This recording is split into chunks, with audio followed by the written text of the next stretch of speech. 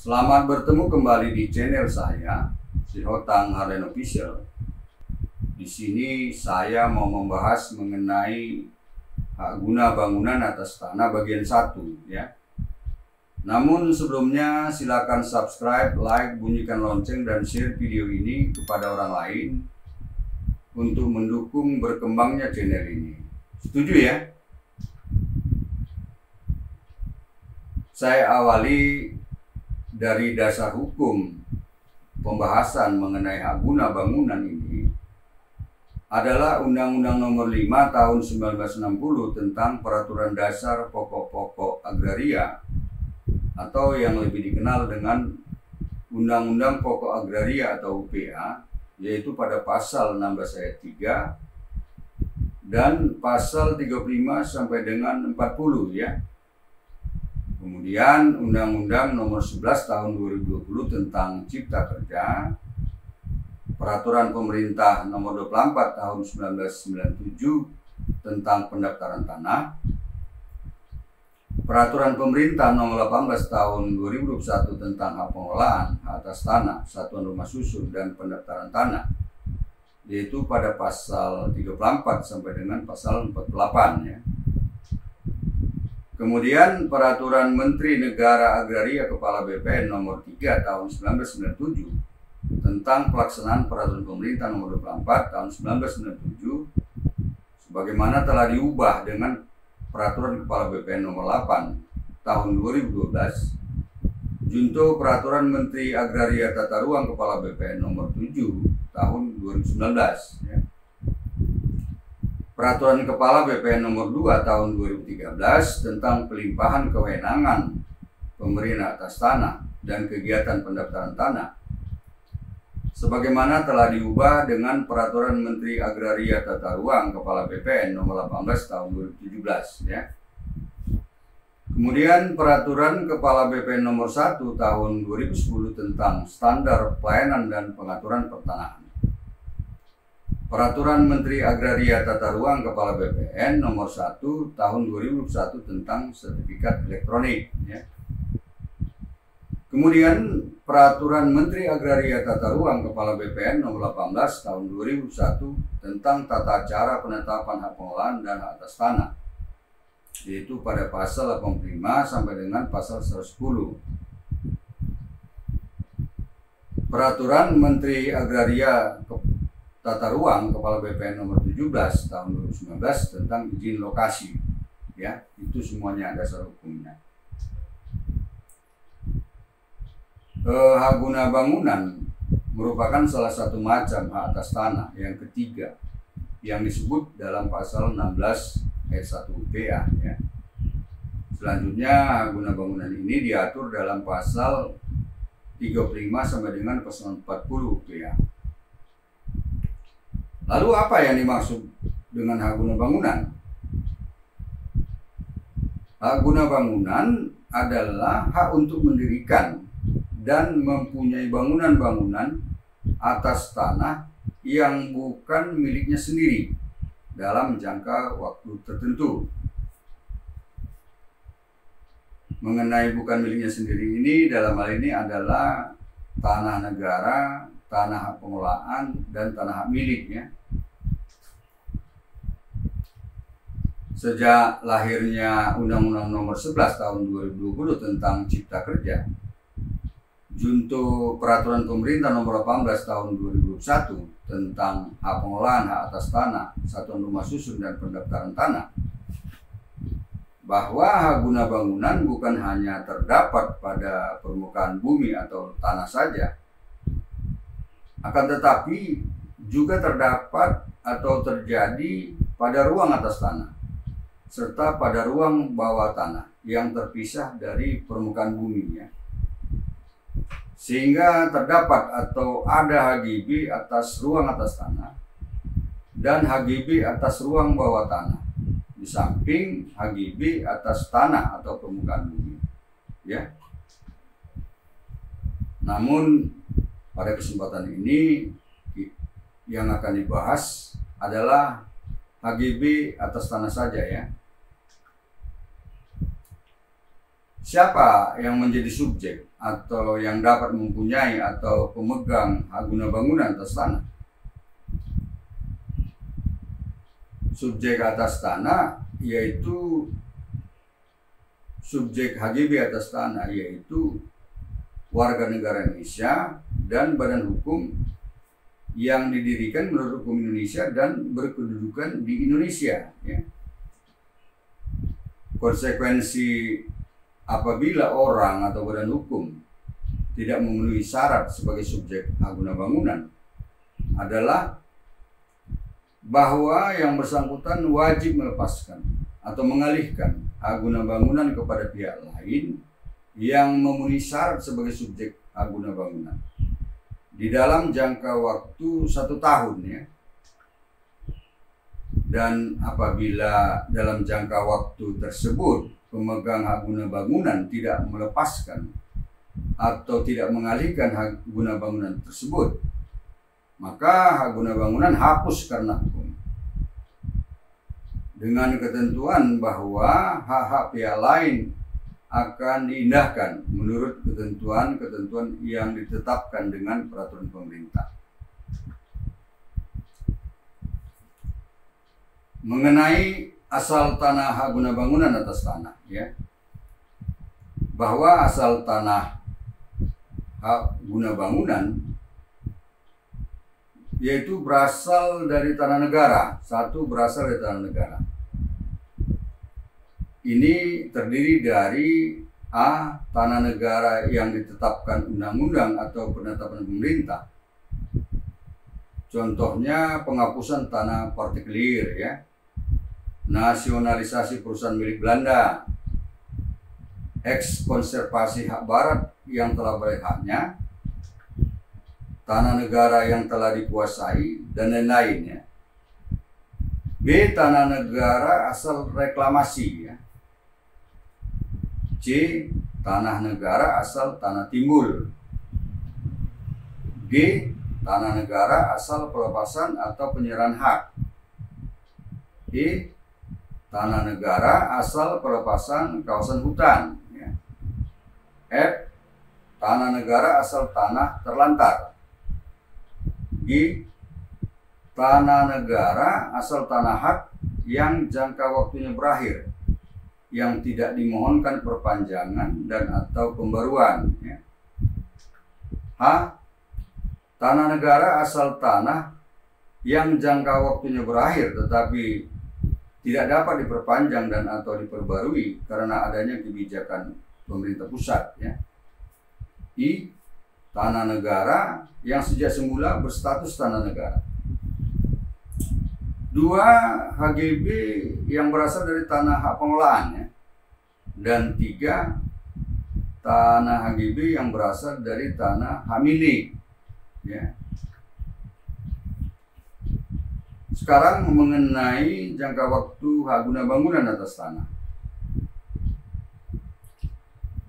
Pertama, hak guna bangunan atas tanah di atas tanah negara dan di atas tanah hak pengelolaan. Untuk pemberian pertama kali, paling lama jangka waktunya 30 tahun, ya. Untuk perpanjangan, paling lama jangka waktunya 20 tahun. Untuk pembaruan, paling lama jangka waktunya 30 tahun, ya. Kedua, HGB di atas tanah hak milik atau sertifikat hak milik. Jangka waktunya paling lama 30 tahun dan dapat diperbarui juga paling lama 30 tahun. Dan HGB di atas tanah hak milik ini tidak ada perpanjangan, ya. Berikut mengenai luas hak guna bangunan atas tanah. Mengenai luas hak bangunan atas tanah ini tidak ada ditentukan di dalam peraturan perundang-undangan, kecuali yang ditetapkan dalam Peraturan Menteri Agraria Tata Ruang Kepala BPN nomor 17 tahun 2019 tentang izin lokasi, sebagaimana telah diubah dengan Peraturan Menteri Agraria Tata Ruang Kepala BPN nomor 13 tahun 2020 yang secara tidak langsung menyebut luas maksimum tanah yang dapat diberikan izin lokasi kepada satu pelaku usaha bersama satu atau beberapa pelaku usaha lainnya yang merupakan satu grup perusahaan yang tidak lain secara tidak langsung adalah merupakan jangka waktu merupakan HGB juga, ya, adalah sebagai berikut. Satu, usaha pengembangan perumahan dan pemukiman, ya. A, berupa kawasan perumahan pemukiman jika letaknya dalam satu provinsi saja, maka luas seluruhnya 400 hektar, ya. Jika dalam provinsi Papua dan Papua Barat, ya, luasnya 800 hektar. Nah, jika letaknya di seluruh Indonesia, luasnya 4.000 hektar. Ya. B, berupa kawasan resort perhotelan. Ya. Jika dalam satu provinsi saja letaknya, luasnya 200 hektar. Ya. Jika letaknya di seluruh Indonesia, luasnya 4.000 hektar. 2, untuk usaha kawasan industri, kawasan ekonomi khusus, kawasan perdagangan bebas, kawasan pelabuhan bebas, dan atau kawasan lainnya yang telah ditetapkan menjadi proyek strategis nasional. Jika dalam satu provinsi saja letaknya seluas 400 hektar, ya. Jika letaknya dalam provinsi Papua dan Papua Barat, luasnya 800 hektar. Kemudian jika letaknya di seluruh Indonesia, luasnya 4.000 hektar. Sebagai catatan, ya, bahwa dalam rangka optimalisasi usaha kawasan-kawasan yang telah ditetapkan menjadi proyek strategis nasional yang memerlukan tanah yang lebih luas lagi dari luas maksimum tadi, maka luas tanah izin lokasi yang dapat diberikan melebihi luas maksimum tersebut, ya, sampai dengan luas yang tercantum dalam izin atau persetujuan atau pendaftaran atau yang serupa itu dari pejabat yang berwenang di bidang penanaman modal, ya, sesuai dengan ketentuan peraturan perundang-undangan yang berlaku. Ya. Ini luas HGB itu secara tidak lain adalah luas izin lokasi itu tidak lain adalah luas HGB juga, ya, karena penggunaannya adalah harus diberikan HGB.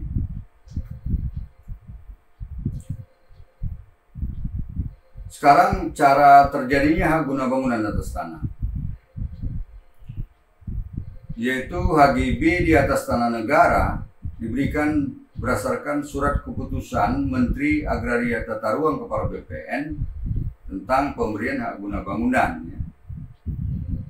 Kemudian hak guna bangunan di atas tanah hak pengelolaan diberikan dengan surat keputusan Menteri Agraria Tata Ruang Kepala BPN tentang pemberian hak guna bangunan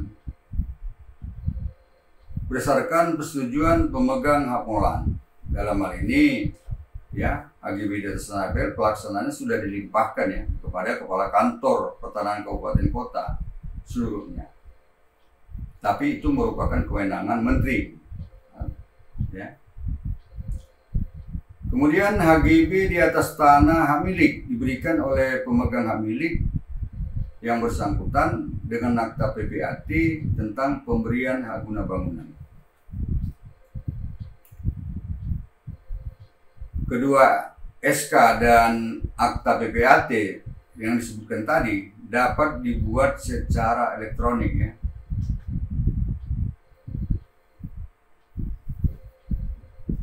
Bagaimana mengenai hak, kewajiban dan larangan bagi pemegang hak guna bangunan atas tanah? Baiklah, berikut saya jelaskan satu persatu, ya. Pertama, hak pemegang hak guna bangunan atas tanah, yaitu 1, menggunakan dan memanfaatkan tanah hak guna bangunan sesuai dengan peruntukannya dan persyaratan sebagaimana ditetapkan dalam surat keputusan atau perjanjian hak guna usaha, hak guna bangunan maksudnya. 2. Mendirikan dan mempunyai bangunan di atas tanah hak guna bangunan sepanjang untuk keperluan pribadi dan atau mendukung usaha sesuai dengan ketentuan peraturan perundang-undangan ya. 3. Melakukan perbuatan hukum yang bermaksud melepaskan, mengalihkan, dan mengubah penggunaan serta membebankan dengan hak tanggungan ya, sesuai dengan ketentuan peraturan perundang-undangan. Itu mengenai hak ya. Kemudian mengenai kewajiban pemegang hak guna bangunan atas tanah. Yang kedua, 1. Melaksanakan pembangunan dan atau mengusahakan tanahnya sesuai dengan tujuan peruntukan dan persyaratan sebagaimana ditetapkan dalam surat keputusan pemberian hak guna bangunan paling lama 2 tahun sejak hak guna bangunan diberikan ya. Paling lama 2 tahun sudah digunakan dan diusahakan. 2. Memelihara tanah termasuk menambah kesuburannya dan mencegah kerusakan serta menjaga kelestarian lingkungan hidup ya. 3. Menjaga fungsi konservasi sempadan badan air dan atau fungsi konservasi lainnya. 4. Mematuhi ketentuan pemanfaatan ruang yang diatur dalam rencana tata ruang. 5. Melepaskan hak guna bangunan baik sebagian atau keseluruhan apabila dipergunakan bagi pembangunan untuk kepentingan umum ya. 6. Menyerahkan kembali tanah hak guna bangunan kepada negara, kepada pemegang hak pengelolaan atau kepada pemegang hak milik setelah hak guna bangunan hapus ya. Lalu yang ketiga mengenai larangan bagi pemegang hak guna bangunan atas tanah, yaitu 1. Dilarang mengurung atau menutup pekarangan atau bidang tanah lain dari lalu lintas umum, dari akses publik dan atau jalan air ya. 2. Dilarang merusak sumber daya alam dan kelestarian kemampuan lingkungan hidup. 3. Dilarang menelantarkan tanah HGB-nya. 4. Dilarang mendirikan bangunan permanen yang mengurangi fungsi konservasi tanggul, fungsi konservasi sempadan, atau fungsi konservasi lainnya. Apabila dalam areal hak guna bangunan terdapat sempadan, badan air, atau fungsi konservasi lainnya. Pertanyaan selanjutnya, apakah HGB atas tanah hapus? Apakah HGB atas tanah dapat hapus? Dapat ya. HGB atas tanah itu hapus berdasarkan hal-hal antara lain: 1. Jangka waktu HGB di atas tanah negara berakhir ya, atau berakhirnya perjanjian pemberian hak guna bangunan di atas tanah milik ya, atau berakhirnya perjanjian pemanfaatan tanah HGB di atas tanah hak pengelolaan, itu berakhir ya. 2. Pemegang hak guna bangunan sudah tidak memenuhi syarat subjek hak guna bangunan lagi ya. 3. Dibatalkan haknya oleh Menteri Agraria Tata Ruang Kepala BPN sebelum jangka waktu hak guna bangunan berakhir ya, karena suatu syarat tidak dipenuhi, yaitu karena pemegang hak guna bangunan tidak memenuhi kewajibannya dan atau melanggar larangan, atau tidak terpenuhinya syarat atau kewajiban yang tertuang dalam perjanjian pemberian hak guna bangunan antara pemegang hak guna bangunan dengan pemegang hak milik, atau perjanjian pemanfaatan tanah hak pengelolaan ya. Kemudian karena cacat administrasi dan karena putusan pengadilan yang telah memperoleh kekuatan hukum tetap.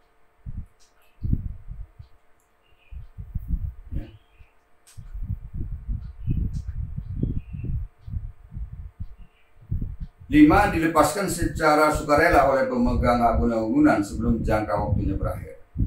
6. Dilepaskan untuk kepentingan umum. 7. Dicabut berdasarkan undang-undang pencabutan hak. 8. Ditetapkan sebagai tanah terlantar, ya. 9. Ditetapkan sebagai tanah musnah. Akibat hapusnya hak guna bangunan atas tanah, yaitu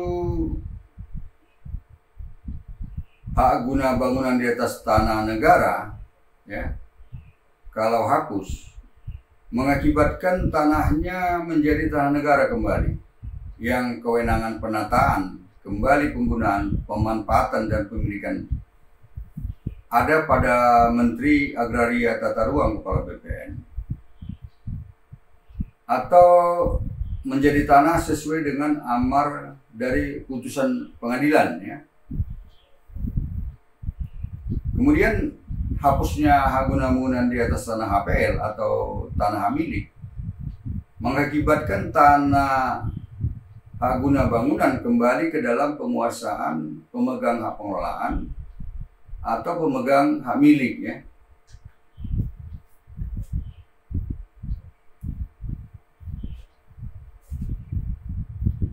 Sekarang mengenai ketentuan-ketentuan lain yang perlu diperhatikan di dalam hak guna bangunan tanah ini, dapat saya sebutkan antara lain: 1. Pemberian hak guna bangunan atas tanah di atas tanah negara, di atas tanah hak pengelolaan, dan di atas tanah hak milik, termasuk syarat-syarat pemberiannya, wajib atau harus didaftarkan pada kantor pertanahan kabupaten kota setempat, ya. Dan HGB ini terjadi atau lahir sejak didaftarkan, dan kepada pemegang hak guna bangunan diberikan sertifikat hak guna bangunan sebagai tanda bukti hak, ya. 2. Hak guna bangunan di atas tanah hak milik mengikat pihak ketiga sejak didaftarkan pada kantor pertanahan kabupaten kota setempat. 3. Perpanjangan dan pembaruan hak guna bangunan wajib didaftarkan. 4. Hak guna bangunan dapat dijadikan jaminan utang dengan dibebani hak tanggungan, ya. 5. Hak guna bangunan dapat beralih dan dialihkan atau dilepaskan kepada pihak lain serta diubah hak guna bangunannya. 6.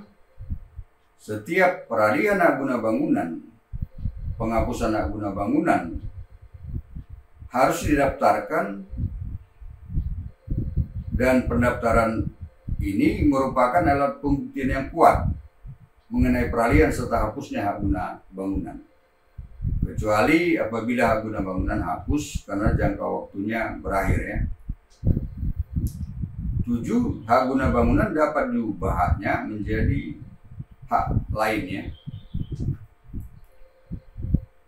Saya sudahi pembahasan video hak guna bangunan bagian 1 ini, dan selanjutnya pada video hak guna bangunan atas tanah bagian 2 akan dibahas mengenai pemberian hak guna bangunan atas tanah untuk pertama sekali. Demikian, semoga bermanfaat. Selanjutnya dipersilakan membuat komentar dan atau pertanyaan melalui kolom komentar dalam YouTube ini, atau melalui WA 081251240000, atau melalui email arlenssalen@gmail.com, yang nanti pada kesempatan pertama akan saya jawab dan atau saya jadikan materi dalam video-video saya berikutnya. Sampai jumpa, terima kasih.